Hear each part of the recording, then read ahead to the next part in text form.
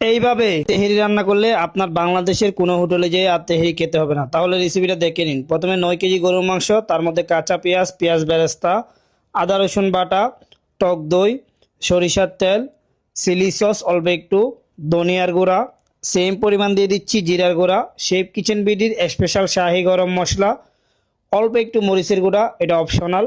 এরপরে পরিমাণ মতো লবণ, দারচিনি, এলাচি, লং, তেজপাতা, শাহি জিরা, স্টার, জৈত্রিক, কাবাব চিনি। এরপরে সোয়াবিন তেল, কয়টা আলু বকারা, কাঁচামরিচ 200 গ্রাম মতো। এরপরে মিক্স করে যে পেস্টটা আমি এখানে দিচ্ছি, এখানে পোস্তদানা, কাঠবাদাম, কাজু বাদাম পেস্ট করে আমি এখানে দিয়ে দিচ্ছি। এরপরে এটাই মিক্স করে সুন্দর করে রান্না করে নিব। মাংসটা যখন আপনার এখানে 80 থেকে 85% সিদ্ধ হয়ে যাবে, এরপর আমি এখানে কিছু দেশি আলু দিয়ে দিচ্ছি।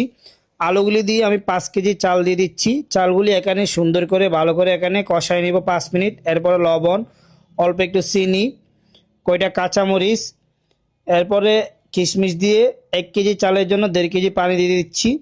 এরপরে একটু নেড়ে চেড়ে নিব। এখন কিছু গুঁড়া দুধ দিয়ে আর একটু সুন্দর করে নেড়ে চেড়ে যখন আপনার চালে পানিটা শুষে নিবে, এরপর উপরে লেবেল করে দিয়ে আরেকটু সরিষার তেল দিয়ে দিচ্ছি। তেল দিয়ে ঢাকনা ঢেকে দিয়ে 20 মিনিট দমে রেখে দিব। 20 মিনিট পরে দমটা আমি ভেঙে নিচ্ছি। দেখেন একেবারে জর্জরা তেহেরি তৈরি হয়ে গেছে। আপনি চাইলে এটা বাসায় ট্রাই করতে পারেন। আর রেসিপি ভালো লাগলে অবশ্যই ফেস ফলো দিবেন, ভিডিওটা শেয়ার করে দিবেন। আল্লাহ।